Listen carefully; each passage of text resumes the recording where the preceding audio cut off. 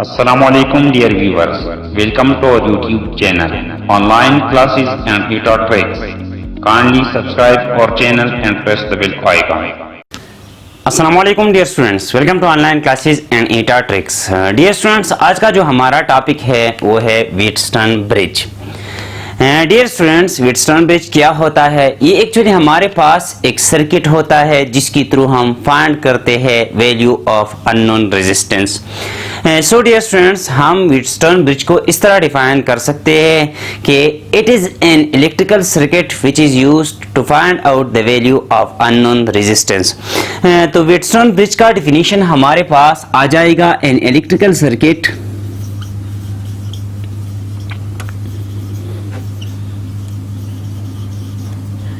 used to find out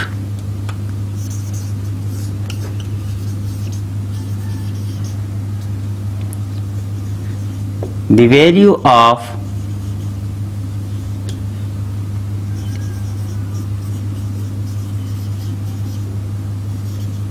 unknown resistance।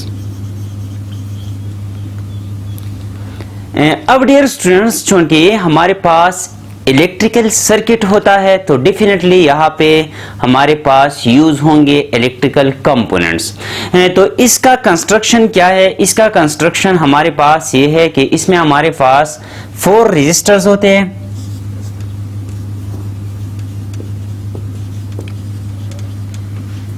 In 4 resistors में हमारे पास जो 2 रेजिस्टर्स होते हैं वो होते हैं fixed.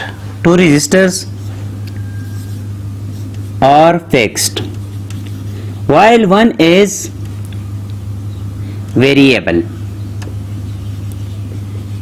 and the remaining one is unknown resistance, जिसको हम फाइंड आउट करते हैं।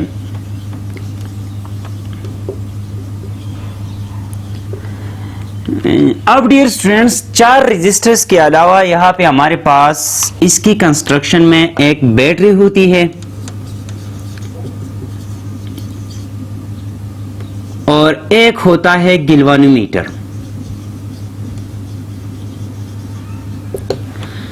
तो यहाँ पे हम ये सर्किट जो है ये ड्रा करते हैं कि व्हीटस्टोन ब्रिज का सर्किट जो होता है वो कैसा होता है। तो यहाँ पे हमारे पास आ जाएंगे 4 रेजिस्टर्स,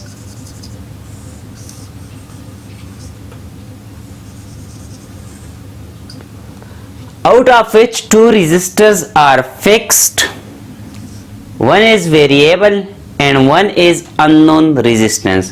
ये हमारे पास है unknown resistance, इसको हम कहते हैं Rx। ये हमारे पास R1 है, ये R2 है और ये R3 है। इन 3 रेजिस्टर्स में 2 रेजिस्टर्स जो होते हैं वो फिक्स्ड होते हैं। सपोज हमारे पास R1 और R2 जो है ये फिक्स्ड है, जबकि R3 जो है ये वेरिएबल है। तो इसको मैं इस तरह शो करता हूं, जो हमें शो कर रहा है कि ये वेरिएबल है। अब डियर स्टूडेंट्स, यहाँ पे हमारे पास एक होता है गिल्वानोमीटर और यहाँ पे हमने बैटरी लगाई होती है जिसके थ्रू हम पोटेंशियल अप्लाई करते हैं अक्रॉस दिस सर्किट। अब डियर स्टूडेंट्स, यहाँ पे ये गिल्वानोमीटर हमने क्यों लगाया हुआ है और हमने वेरिएबल रेजिस्टर क्यों लिया हुआ है? तो डियर स्टूडेंट्स, गिल्वानोमीटर हमने इसलिए लिया हुआ है कि हम यहाँ पे जब इस सर्किट को बैलेंस्ड कंडीशन में लेके आएंगे तो गिल्वानोमीटर हमें बताएगा कि ये बैलेंस्ड कंडीशन में है या नहीं है। क्यों? क्योंकि हमारे पास, हम इसको बैलेंस कंडीशन में क्यों लेके आते हैं? क्योंकि हमारे पास व्हीटस्टोन ब्रिज को जब हम यूज करते हैं तो हम इसको बैलेंस कंडीशन में यूज करते हैं। बैलेंस कंडीशन क्या होता है? बैलेंस कंडीशन हमारे पास एक ऐसा कंडीशन है जहां पे बैलेंस कंडीशन हमारे पास एक ऐसा कंडीशन होता है जहां पे गैल्वानोमीटर के अक्रॉस करंट जो होता है वो 0 होता है। या हम ये कह सकते हैं कि balance condition is a condition where the galvanometer show no deflection. जब डिफ्लेक्शन शो नहीं करेगा, इसका मतलब क्या है कि गैल्वानोमीटर के अक्रॉस करंट फ्लो नहीं हो रहा है। तो डियर स्टूडेंट्स, यहाँ पे गैल्वानोमीटर के अक्रॉस करंट कब 0 होगा? जब इस पॉइंट पे जो हमारे पास पॉइंट ए है और इस पॉइंट पे इसको हम कहते हैं पॉइंट बी। दोनों पॉइंट्स पे पोटेंशियल सेम हो जाए तो गैल्वेनोमीटर के अक्रॉस पोटेंशियल डिफरेंस जीरो हो जाएगा और पोटेंशियल डिफरेंस जीरो होने की वजह से गैल्वेनोमीटर से कोई करंट फ्लो नहीं करेगा। तो यहाँ पे हम लेते हैं वोल्टेज V1 या पोटेंशियल V1 और यहाँ पे लेते हैं पोटेंशियल V2। अब डियर स्टूडेंट्स, इस पॉइंट पे V1 और इस पॉइंट पे V2 जब ये दोनों इक्वल हो जाए तो हमारे पास ये सर्किट आ जाएगा बैलेंस कंडीशन में। तो बैलेंस कंडीशन का डिफिनीशन हम किस तरह कर सकते हैं कि the condition in which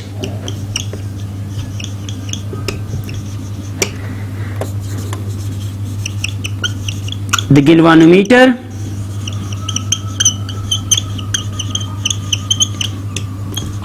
show no deflection is called balance condition। या हम इस तरह लिख सकते हैं कि the condition in which the potential difference across the galvanometer become zero। तो उस कंडीशन में करंट फ्लो भी जीरो हो जाएगा और गैल्वेनोमीटर जो है वो डिफ्लेक्शन शो नहीं करेगा। अब डियर स्टूडेंट्स, यहाँ पे ये पोटेंशियल जो होते हैं हम इसको किस तरह इक्वल कर सकते हैं। तो यहाँ पे मैंने लिया हुआ एक वेरिएबल रजिस्टर जो R3 है। हम इस वेरिएबल रजिस्टर को इंक्रीज या डिक्रीज करेंगे। अगर हम इसको इंक्रीज करेंगे या डिक्रीज करेंगे तो गैल्वेनोमीटर जो है डिफ्लेक्शन शो करेगा। ये हमारे पास 0 पे है, फॉर एग्जांपल ये हमारे पास है 0 पे निडल 1 2 3 1 2 3। तो डियर स्टूडेंट्स, यहाँ पे गैल्वेनोमीटर जो है डिफ्लेक्शन शो करेगा। या हमारे पास इनिशियली गैल्वेनोमीटर इस पॉइंट पे होगा या इस पॉइंट पे होगा या इस पॉइंट पे होगा। जैसे हम R3 को वेरी करेंगे तो डिफ्लेक्शन जो होता है गैल्वेनोमीटर का वो चेंज होता है। यहाँ पे ये नीडल जो है ये मूव करना स्टार्ट कर देता है। तो एक स्टेज आ जाएगा जहां पे ये नीडल जो है 0 पे आ जाएगा। इट मींस कि गैल्वेनोमीटर डिफ्लेक्शन शो नहीं करेगा। तो इस स्टेज को हम कहते हैं बैलेंस कंडीशन। और इस सर्किट को बैलेंस कंडीशन में लाने के लिए हमने यूज किया हुआ है एक रेजिस्टर R3। इस R3 को हम वेरी करते हैं और बैलेंस कंडीशन अचीव करते हैं। और गैल्वेनोमीटर जो होता है वो हमें बैलेंस कंडीशन के बारे में बताता है कि सर्किट जो है बैलेंस कंडीशन में है या नहीं है। अब डियर स्टूडेंट्स, आते हैं कि हम Rx को किस तरह फाइंड आउट करते हैं। तो इसको हम कहते हैं वर्किंग।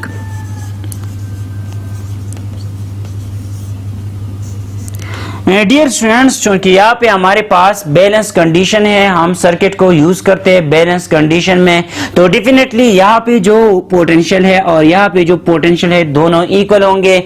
ये पोटेंशियल जो है ये इस रेजिस्टर के अक्रॉस है और ये पोटेंशियल जो है ये इस रेजिस्टर के अक्रॉस है। तो हम लिख सकते हैं कि V1 will be equal to V1 will be equal to V2। This potential will be equal to this potential.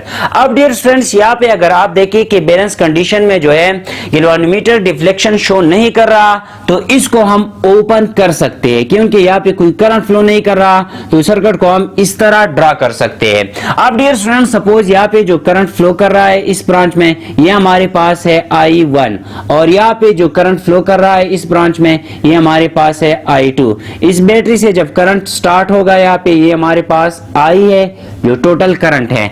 इस ब्रांच में ये डिवाइड हो रहा है तो यहाँ पे जो करंट फ्लो कर रहा है यहाँ पे है I1 और यहाँ पे है I2। अब डियर स्टूडेंट्स, I1 हमारे पास क्या आ जाएगा? I1 is equal to voltage across this branch divide by resistance of this branch. अगर आप देखें तो यहाँ पे हमने जो पोटेंशियल अप्लाई किया हुआ है ये इस ब्रांच के पैरेलल है, इस ब्रांच के बी पैरेलल है। तो इस ब्रांच के अक्रॉस पोटेंशियल बी आएगा V और इस ब्रांच के अक्रॉस पोटेंशियल बी आएगा V, क्योंकि हमारे पास पोटेंशियल पैरेलल में सेम होता है। अब dear student, V1 is equal to V2 तो यहाँ पे आ जाएगा VR3 is equal to VRX। ये V1 क्या है? ये पोटेंशियल है अक्रॉस दिस रेजिस्टेंस। सो मैंने लिख लिया VR3 पोटेंशियल अक्रॉस R3। यहाँ पे V2 क्या है? V2 is the potential across this resistance. So मैंने लिख लिया VRX, पोटेंशियल अक्रॉस RX। यहाँ पे VRX आ गया। अब डियर स्टूडेंट्स, यहाँ पे हमारे पास according to Ohm's law VR3 is equal to I। R3 के अक्रॉस कौन सा करंट फ्लो कर रहा है? R3 के अक्रॉस I1 करंट फ्लो कर रहा है। तो यहाँ पे मैंने लिख लिया I1 और R3 resistance V is equal to IR। So यहाँ पे आ जाएगा I1 इंटू R3। इसी तरह VRX, RX के अक्रॉस कौन सा करंट फ्लो कर रहा है? यहाँ पे जो करंट फ्लो कर रहा है वो है I2। तो यहाँ पे मैं लिख लूंगा I2 इंटू RX। ये हमारे पास हो गया इक्वेशन नंबर 1। अब डियर स्टूडेंट्स, यहाँ पे I1 क्या होगा? I1 क्या होगा? I1 is equal to potential divide by resistance of that branch. यहाँ पे पोटेंशियल इस ब्रांच के अक्रॉस क्या है? वो है V, क्योंकि ये इसके पैरेलल है तो पोटेंशियल हमारे पास सेम होगा। V divide by resistance of this branch. इस ब्रांच का जो रेजिस्टेंस है वो है R1 plus R3। R1 plus R3। इसी तरह I2 हमारे पास क्या आ जाएगा? I2 is equal to potential of this branch divide by resistance of this branch. तो यहाँ पे आ जाएगा V divide by R2 plus RX। R2 plus RX। इन दोनों वैल्यूज को उठाए और यहाँ पे इक्वेशन नंबर 1 में पुट करें तो हमारे पास आ जाएगा I1 की जगह V divide bye R1 plus R3 और ये R3 अपनी जगह इज इक्वल टू I2 की जगह V divide by R2 plus R3। V divide by R2 plus R3 और ये RX अपनी जगह। अब डियर स्टूडेंट्स, ये V और V कैंसिल हो जाएगा, दोनों साइड पे है, दोनों साइड को V पे डिवाइड कर ले तो हमारे पास V और V कैंसिल हो जाएगा। अब डियर स्टूडेंट्स, यहाँ पे आ जाएगा R3 divide by R1 plus R3 is equal to यहाँ पे आ जाएगा RX divide by R2 plus R3। अब यहाँ पे क्रॉस मल्टीप्लीकेशन कर ले, R3 को यहाँ पे मल्टीप्लाई करे और RX को यहाँ पे मल्टीप्लाई करे तो हमारे पास आ जाएगा R3 into R2 plus R3 into RX is equal to R1 into RX plus R3 into RX। अब डियर स्टूडेंट्स, यहाँ पे भी R3RX है, यहाँ पे भी R3RX है, दोनों साइड पे ऐड हो रहे हैं, दोनों साइड पे सब्ट्रैक्ट करें तो हमारे पास R3 और RX जो है ये कैंसिल हो जाएगा, ये और ये कैंसिल हो जाएगा। तो हमारे पास बच जाएगा R3 R2 is equal to R1 RX। अब डियर स्टूडेंट्स, हमने क्या फाइंड करना है? हमने फाइंड आउट करना है value of unknown resistance. Unknown resistance कौन सा है? अननोन रेजिस्टेंस हमने लिया हुआ है RX। R3 वेरिएबल है, RX हमारे पास अननोन है और R1 और R2 जो है ये हमारे पास फिक्स्ड है।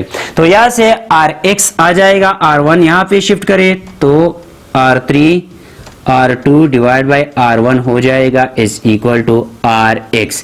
ये हमारे पास आ गया वैल्यू ऑफ अननोन रेजिस्टर जो है RX। डियर स्टूडेंट्स, ये था आज का हमारा लेक्चर। अगर किसी पॉइंट की समझ नहीं आई हो तो आप कमेंट बॉक्स में मेंशन कर सकते हैं। इंशाल्लाह I will try my best to answer your questions. Thank you all.